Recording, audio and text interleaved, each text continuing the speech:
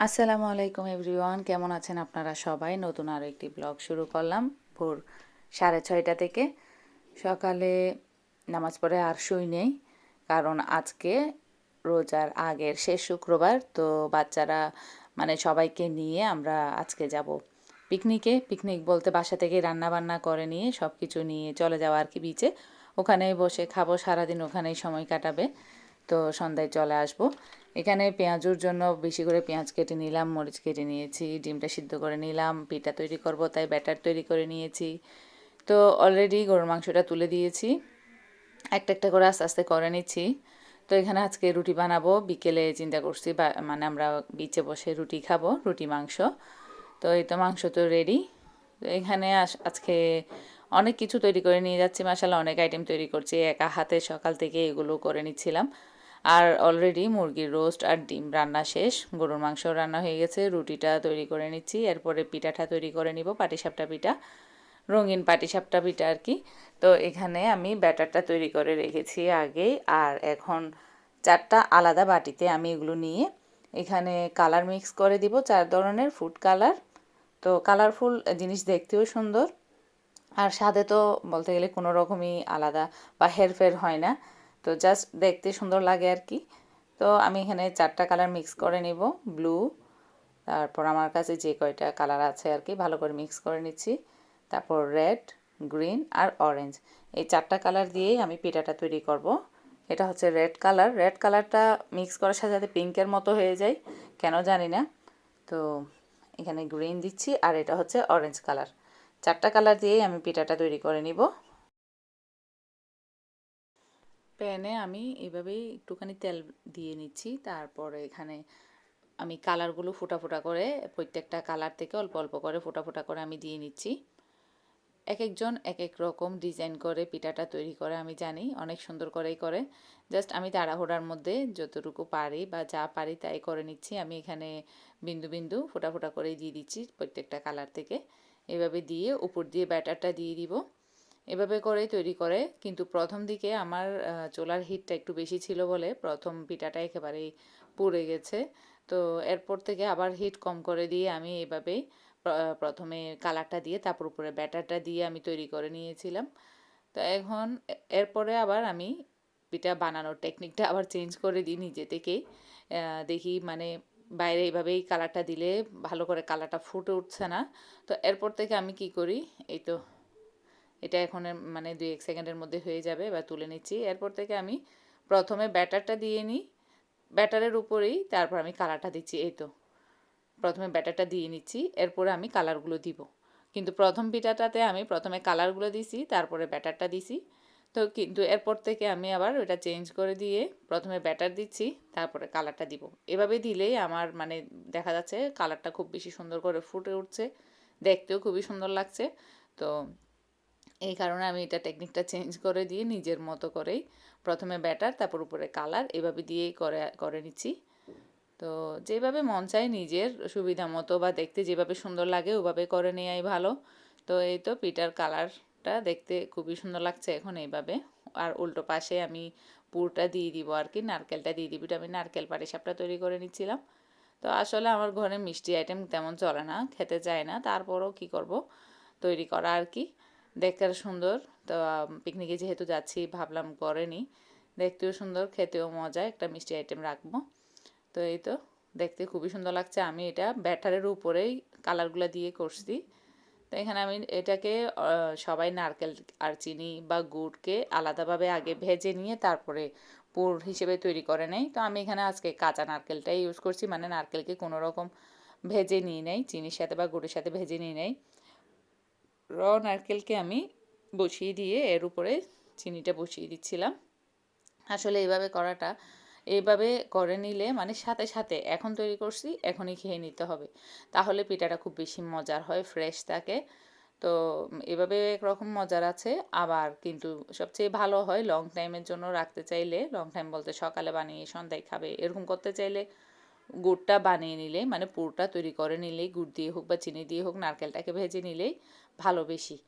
তো এখানে যাক আমি তৈরি করে নিয়েছি নারকেলটাকে, মানে ওভাবে রড রেখে কাঁচা রেখে নারকেল আর চিনি দিয়ে পিঠাটা তৈরি করে নিয়েছি। তো এখানে আমার বাচ্চারা বেশি পছন্দ করে পেঁয়াজু।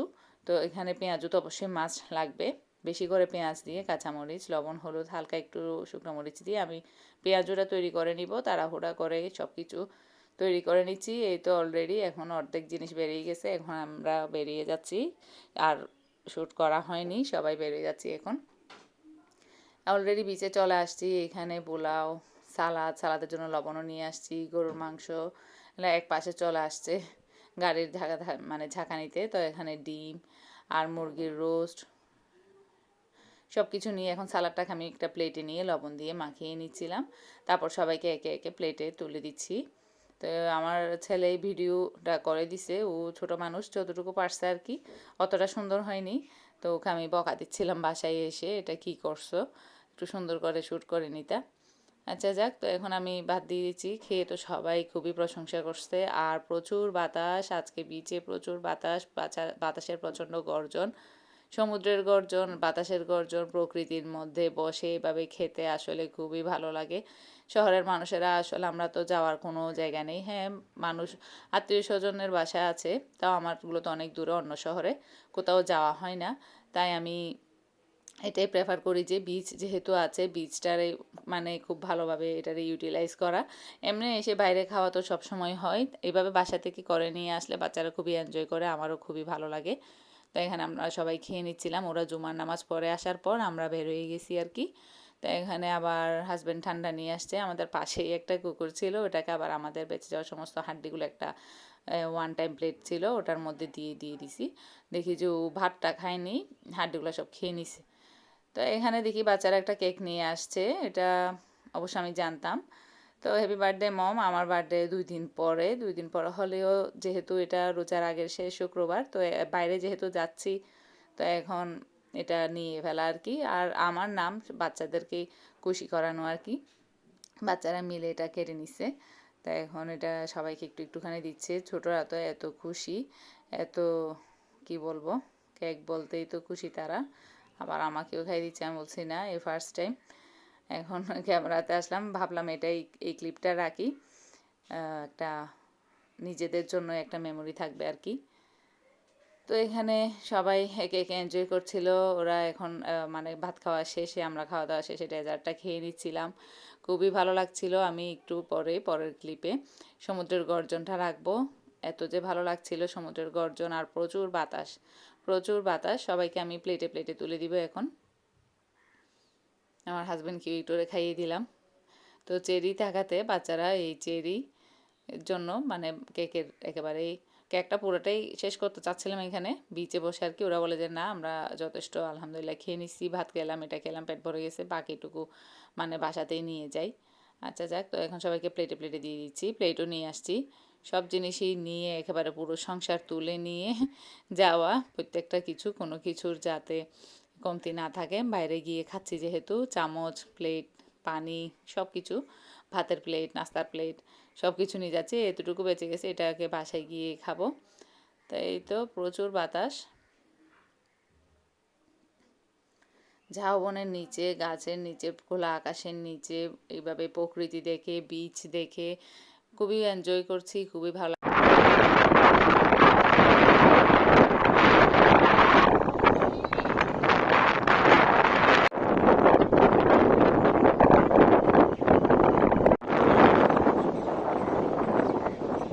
আমি বলছি আমি নেক্সট টাইম আসতে আমি একটা বালিশ নিয়ে আসবো, এখানে খাওয়া দাওয়া শেষে একটুখানি শুতে পারি মতো। দুপুরে তো মানে খেয়ে একটুখানি শুতে হয় 5টা মিনিট হলেও। তো এখানে আমি তখন আরাম করবো আর কি। আর সমুদ্রের গর্জন তো শুনলেনই, সমুদ্র আর বাতাসের গর্জন এতটাই সুন্দর, মাশাল্লাহ।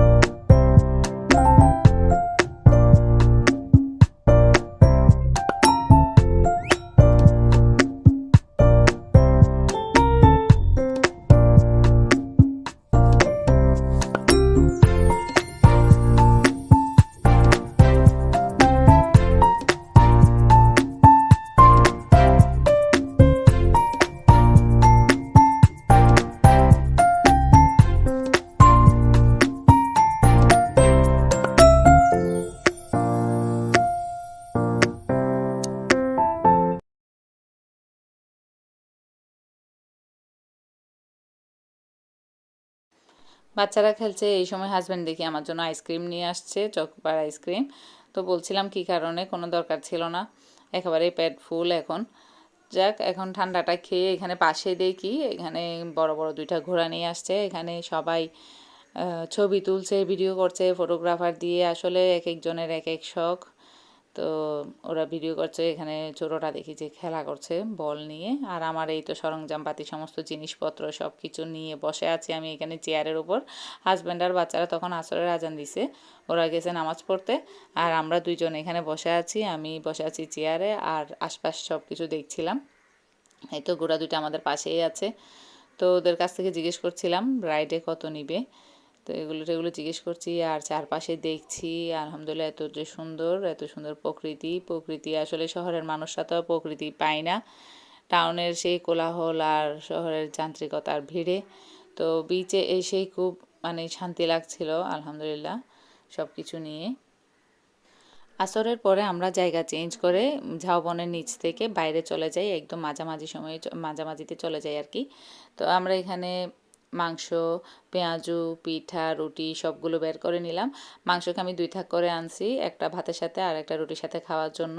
এগুলো সব খেয়ে আমরা মানে জায়গা চেঞ্জ করে বাইরের সাইডে চলে যাই, একেবারে সি সাইডে, একেবারে কাছেই চলে যাই আর কি।